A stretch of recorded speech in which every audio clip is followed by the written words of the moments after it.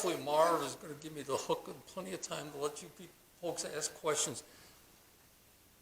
Marv, start passing the box around. For those of you who have never seen a Super Bowl ring, here's your chance. Play with it, put it on, whatever.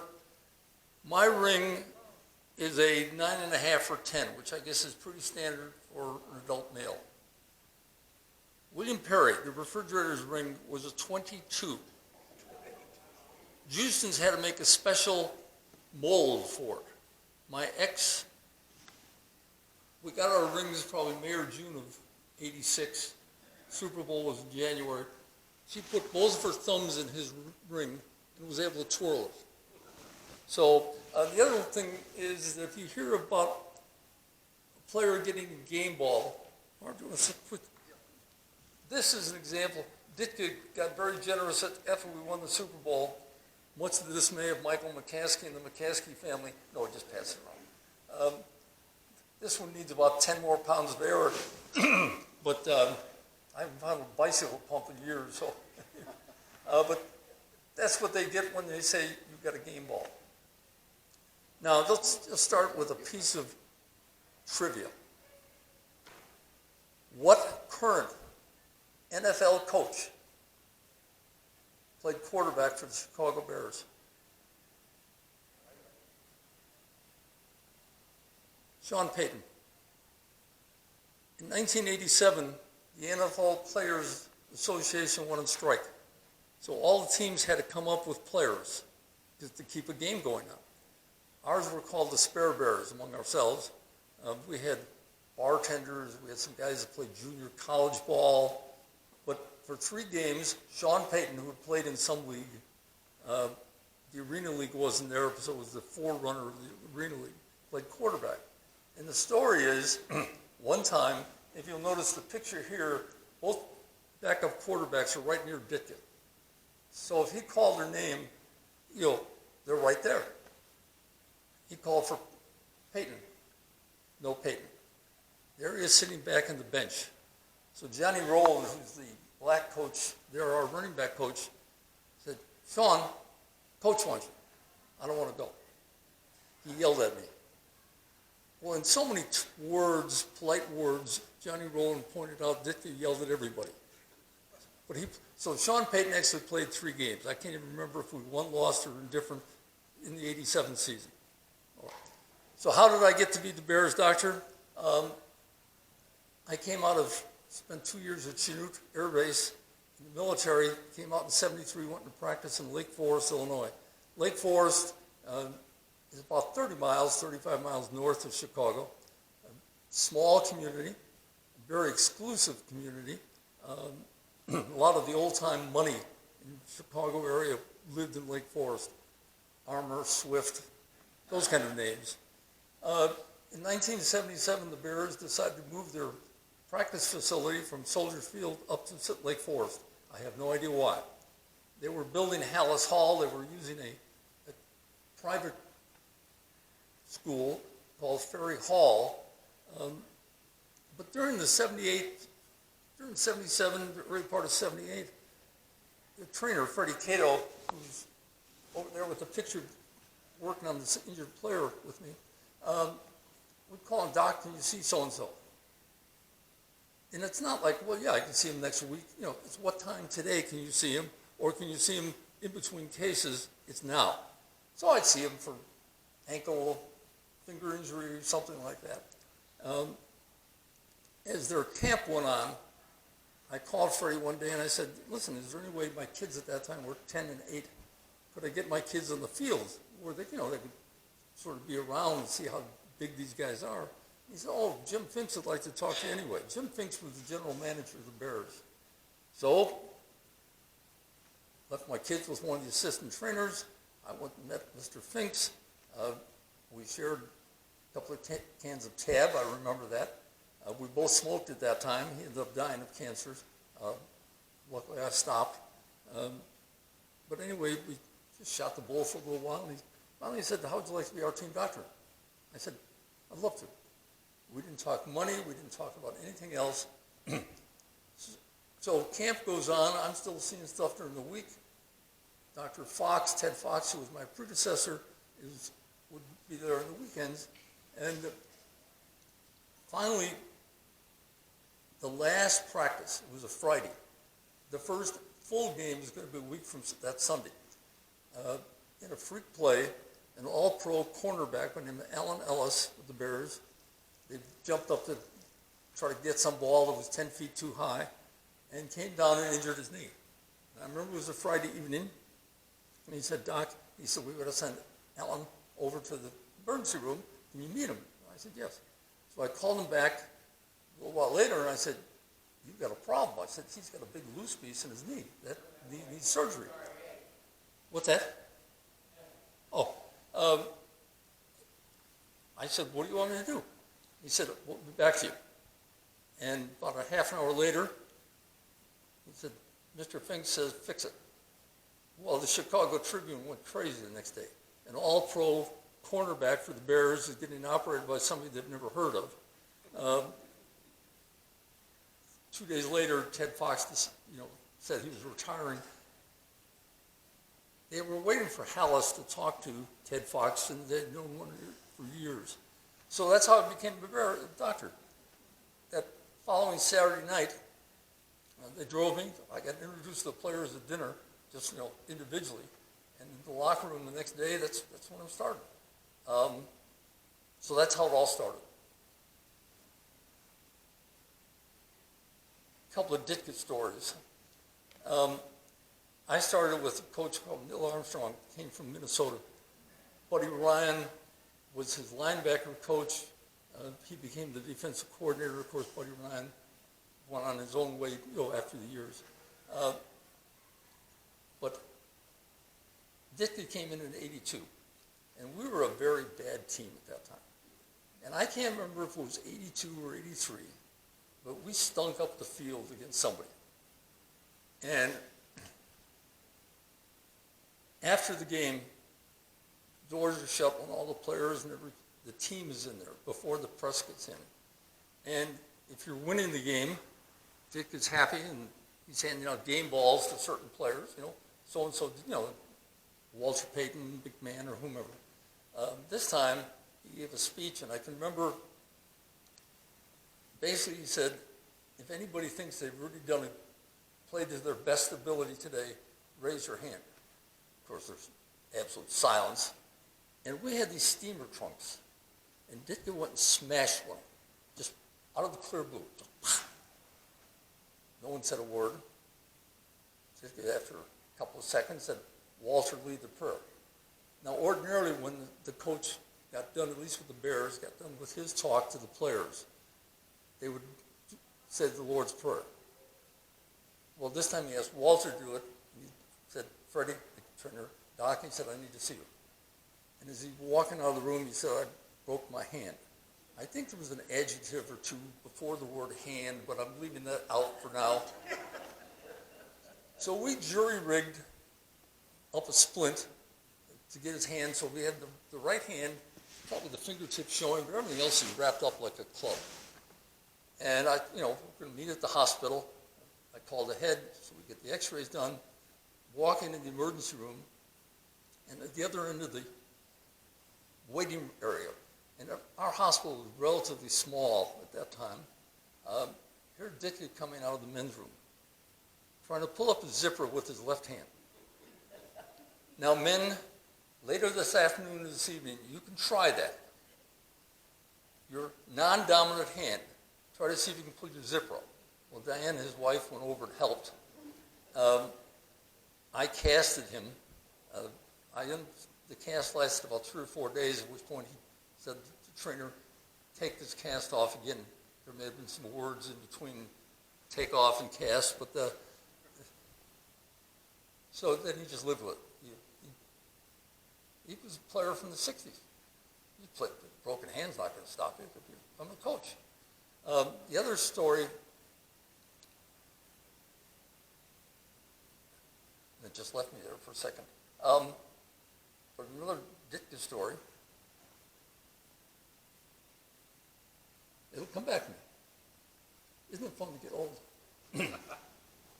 As I was putting this together, though, one of the things that I thought of and I used to say back in the 70s, is if there's, to my friends, if there's as much information on the first 2 pages of the Tribune as there is on the sports page, we're in big trouble as a country.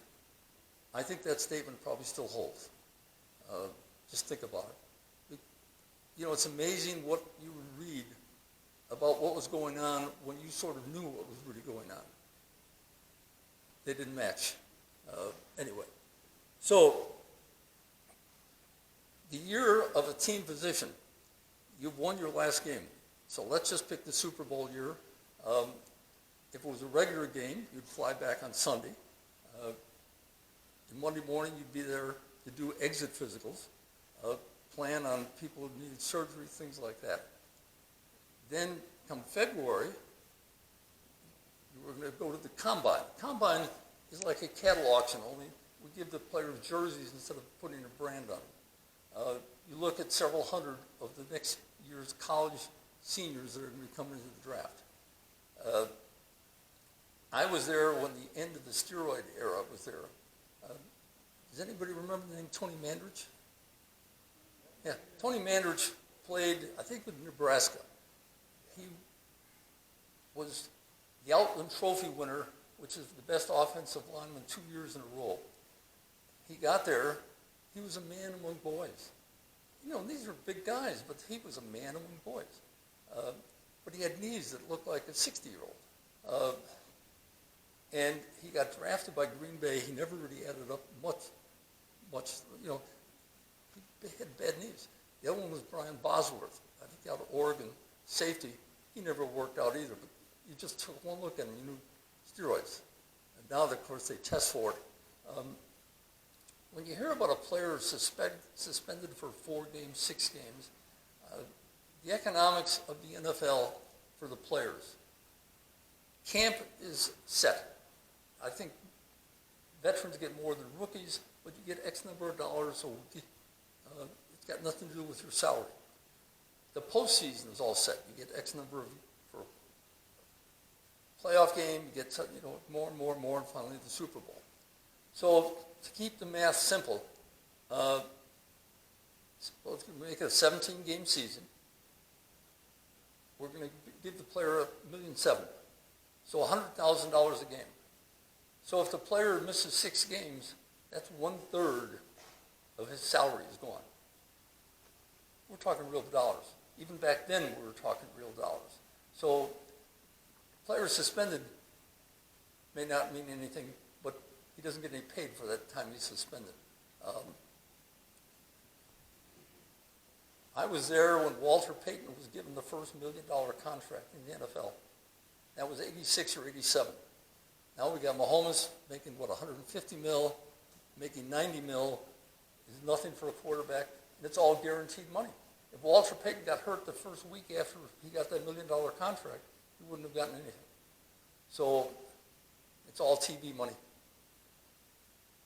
I saw this morning on the internet that Arch Manning, this junior in high school, his next high school game is going to be televised, I think on NBC.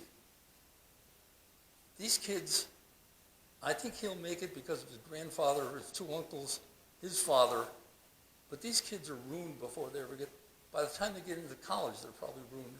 By the time they get to the NFL, they have no concept of reality. A few of them will understand that this game is going to end and do right things with their money. Most probably end up broke. We had a player at the 85 Bears team who could not read or write, at least couldn't read. College graduate. Pac-12 now, but it was the Pac-10 at that time.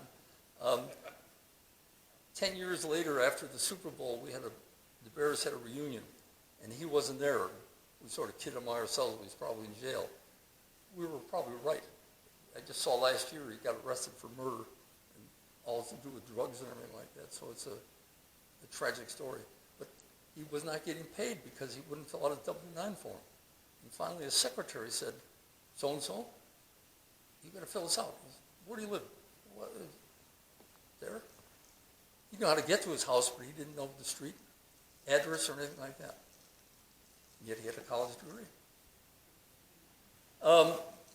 Going on with the team doctor's year. So we got through the combine. Next you have then the draft. Obviously I'm not involved in that, or was never involved in that, we're not.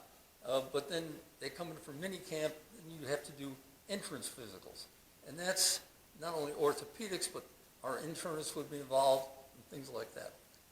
And then comes probably June, and that's when you get to tell your wife, let's see, okay, and we're going to forget Friday night and Thursday night games and things like that. We're going to make them all Sunday games. Let's see. So from here to somewhere in December, I'm going for 20 Sundays in a row and half of the Saturdays. Well, our anniversary is, well, we'll have to celebrate it some other day. Or the kid's birthday. I was thinking about it. We never played on Christmas Day, but I did travel to LA on Christmas Day. We played it on the 26th. I saw this year half the teams are going to be traveling. Christmas must fall on a Saturday. They're going to be half the teams are going to be traveling on Saturday to play on Sunday. So, 10 o'clock, 11 o'clock in the morning on Christmas Day, all of a sudden, well, guys, I'll see you later. Some things are not fun. That particular Christmas we traveled, it was warmer in Chicago than it was in LA. It was 76 in Chicago, 75 in LA. There were people out playing golf in Chicago. I'm just to say, they probably played golf in Chicago on Christmas Day. Now, I had 4 not very nice seats for my family. We got to park underneath the stands, so tailgating, things like that. There are some good parts to it also, but there's a lot of stuff you give up. We talked about traveling on Christmas Day. I think in 14 years, I missed 4 Thanksgivings. 1 in Dallas and I think 3 in Detroit. Again, you leave on Wednesday, Thanksgiving Day, you're playing football, you're getting home. If it was the early game, you're home by 7, 8 o'clock at night. If it was the late game, midnight, things like that.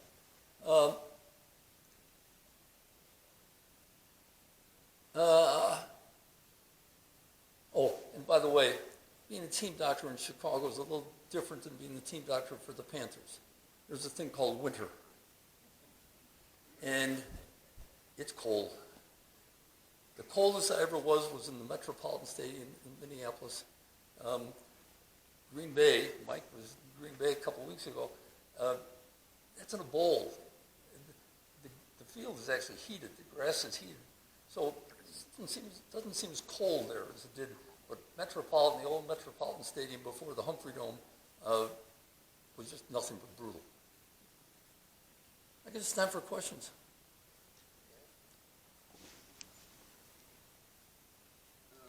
He says it's time for questions. So if you have a question, please raise your hand. I'll bring it up. Yes, ma'am. Oh.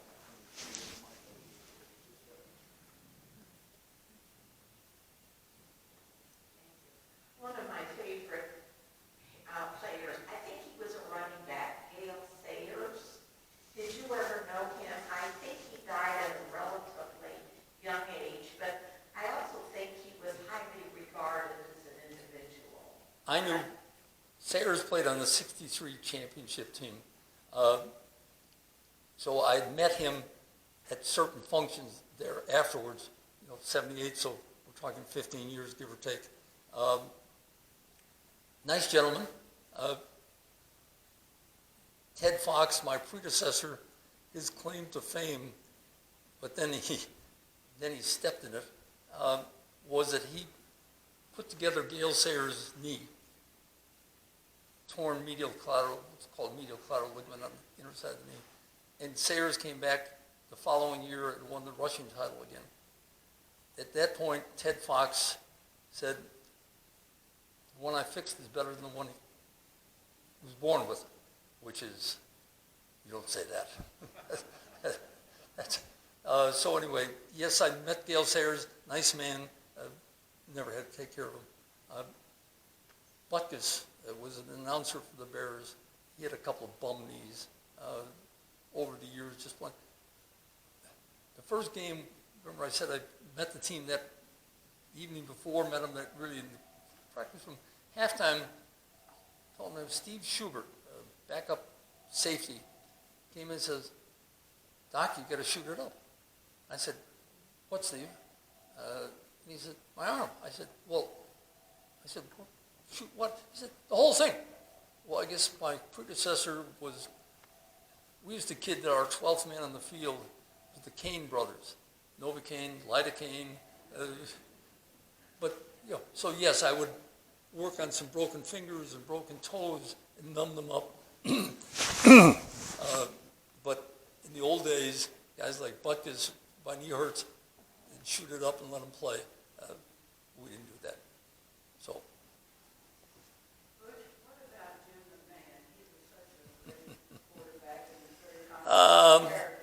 When I had hair, and if you look at that picture, I had a lot of hair then. My hair turned gray.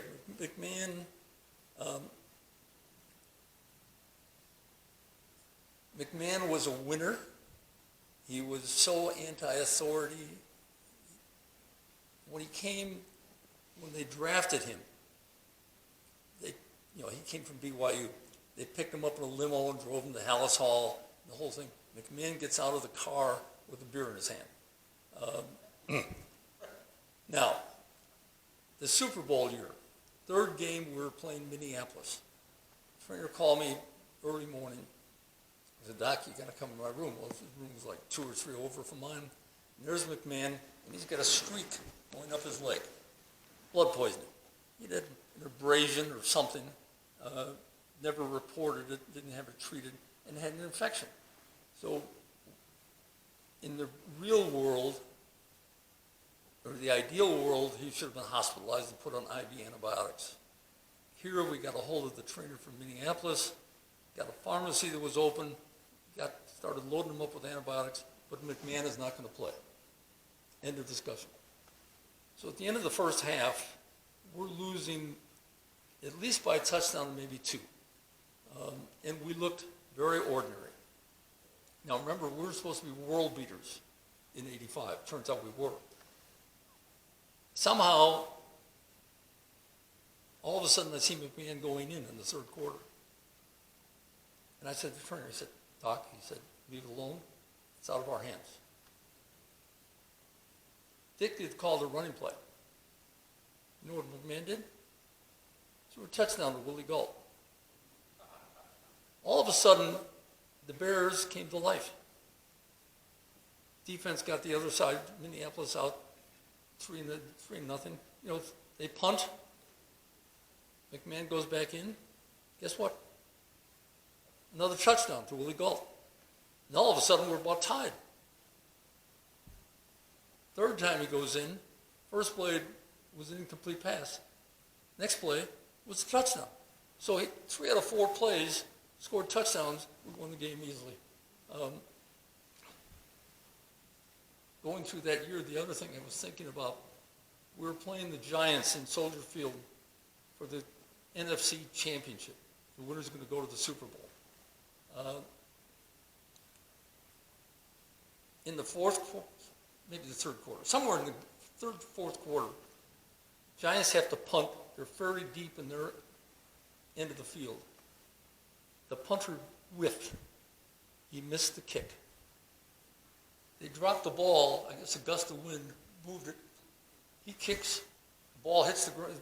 No, didn't go anywhere. Sean Gale, a safety of ours from Ohio State, jumped on the ball. I don't know if he scored, but we scored right after that. Game was over. Let's go to New Orleans. But I mean, a punter in the NFL missing the kick. So, anyway. Yes, sir, Michael? Oh.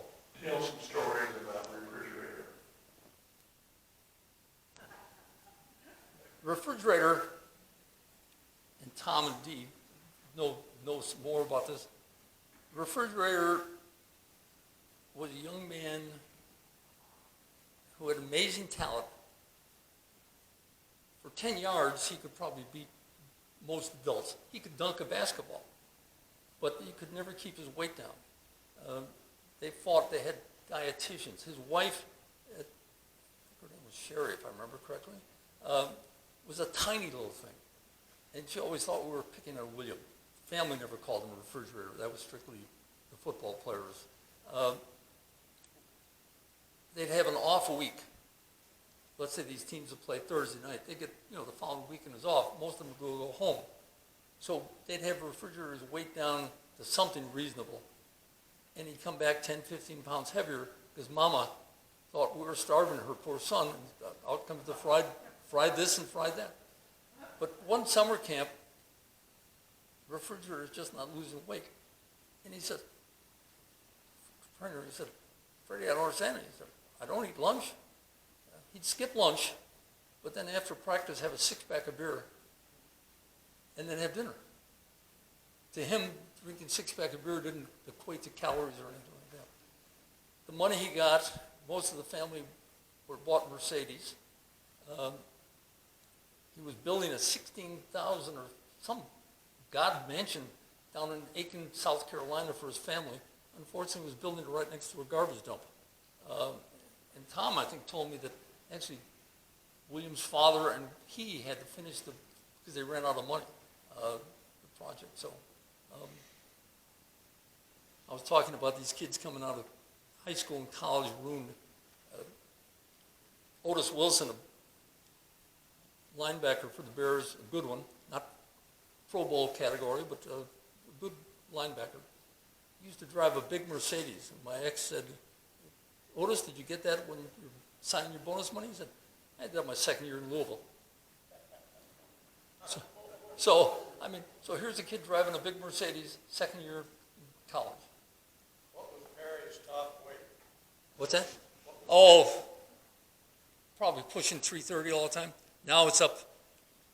They showed a picture of him years ago on Sports Illustrated or something. He's way over 400 pounds. Diabetes, obviously. I don't know if he's had amputation, but they needed him, wheelchair bound. I think I would have heard something or seen something on the internet if he died, so I'm assuming he's still there.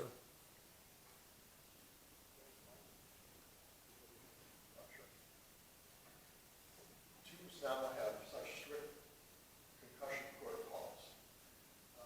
What was the medical response to suspected?